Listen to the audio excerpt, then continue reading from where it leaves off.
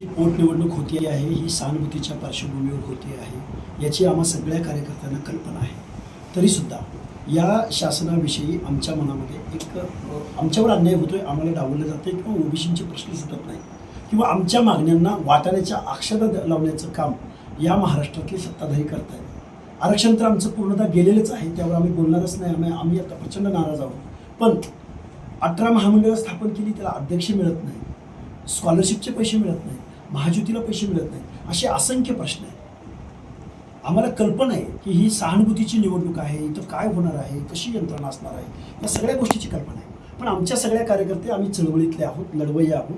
आम्ही इथल्या लोकशाहीविषयी किंवा चळवळीत काम करत असताना आम्ही अन्यायाच्या विरोधामध्ये रोज रस्त्यावरची लढाई लढणारे कार्यकर्ते आहोत, आवाज उठवणारे कार्यकर्ते आहोत. गेल्या 2-4 वर्षामध्ये आम्ही ओबीसीचा आवाज बनायचा आम्ही सगळ्यांनी प्रयत्न केला आहे. तेव्हा लोकशाहीमध्ये निवडणुकीकडे पाहत असताना आमचे प्रश्न आम्हाला अजेंड्यावर आणायचे आहेत, आम्हाला सरकारला उघडं पाडायचं आहे. आणि आमच्या कार्यकर्त्यांचा आज रोजी असा ठराव झालेला आहे की येत्या सोमवारी आपल्याला अर्ज भरायचा आहे आणि निवडणूक लढायची. मुख्यमंत्र्यांनी सांगितलेलं आहे की सर्व पक्षांनी मिळून बारामतीचे निवडणूक बिनविरोध करावे आणि सगळ्यांनी सहकार्य करावं. तुमची भूमिका काय आहे? नाही, मुख्यमंत्री महोदय ज्यावेळी अशा पद्धतीचं वक्तव्य करतात त्यावेळी आमचा काय से आहे, आमचं काय म्हणणं आहे, हे मुख्यमंत्र्यांनी किती वेळा ऐकलं का? फक्त ओबीसी आमचा DNA आहे असं म्हणून चालेल का?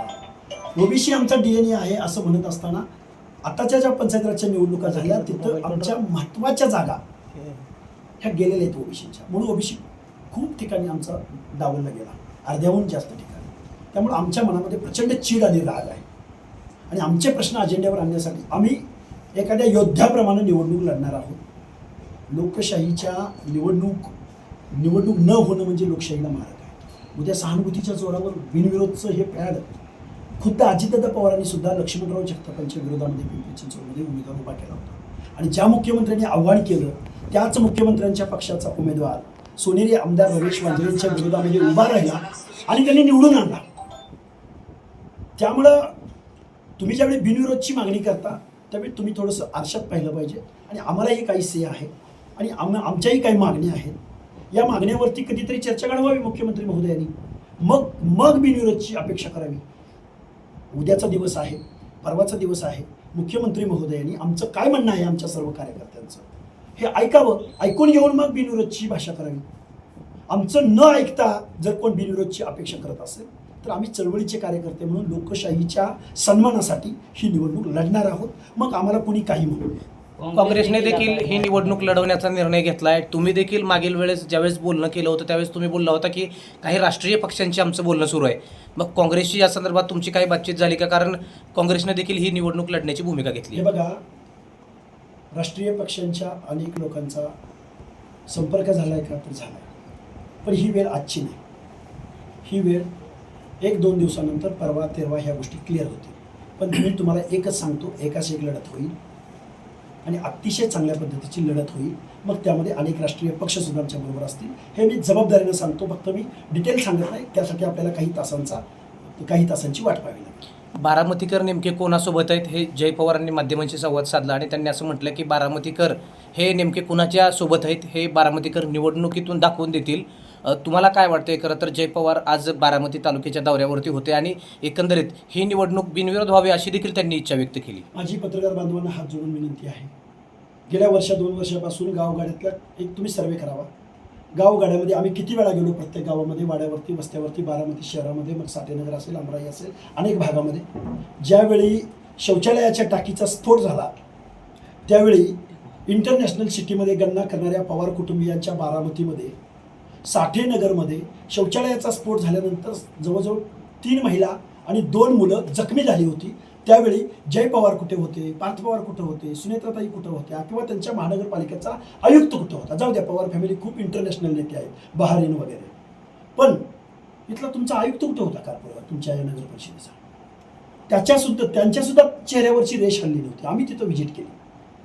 हे दुर्दैव आहे. त्यामुळं जय पवार काय आहे, ही टायमिंग फक्त, ही निवडणूक फक्त सहानुभूती म्हणून तुम्ही लोकांच्याकडे जाताय. पण बारामतीकर, बारामतीचे प्रश्न, बारामतीच्या समस्या ह्या आम्हा चळवळीतल्या कार्यकर्त्यांना जेवढ्या माहिती आहेत आम्ही लोकांना कन्व्हिन्स करू, आम्ही लोकांच्या समोर आमचं घरानं आपल्या समस्या त्यांना जागृत करू, त्यांच्यासमोर आम्ही मतदान रूपी दान मागू.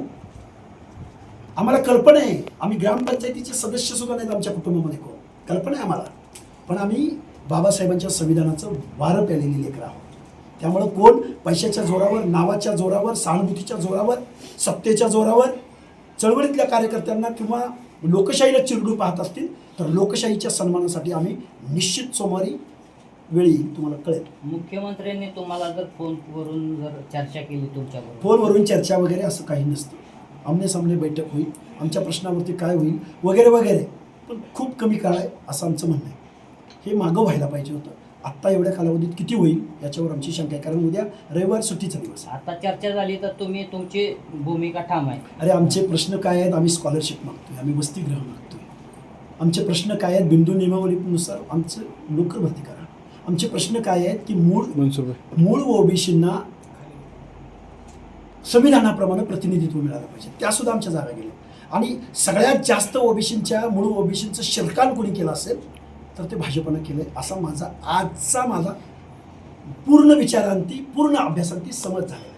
साताऱ्याचं जिल्हा परिषद अध्यक्ष असो किंवा पिंपरी चिंचवडचं महापौरपद असो किंवा दौंडचं नगराध्यक्ष असो किंवा छत्रपती संभाजीनगर असो, प्रत्येक ठिकाणी भाजपानं फक्त निवडणुका जिंकणाऱ्या तट्टूंना म्हणजे मराठा कुणबीलाच तिकीटं दिली आणि ओबीसींच्या आरक्षणाच्या अनात माती काढवण्याचं काम केलं आहे. आणि ही प्रचंड मोठी चीड जशी आमच्या कार्यकर्त्यांच्या मनामध्ये आहे तशीच गावगाड्यातल्या ओबीसी, VJMT, SBC, दलित बांधव या सगळ्यांच्या मनामध्ये आहे.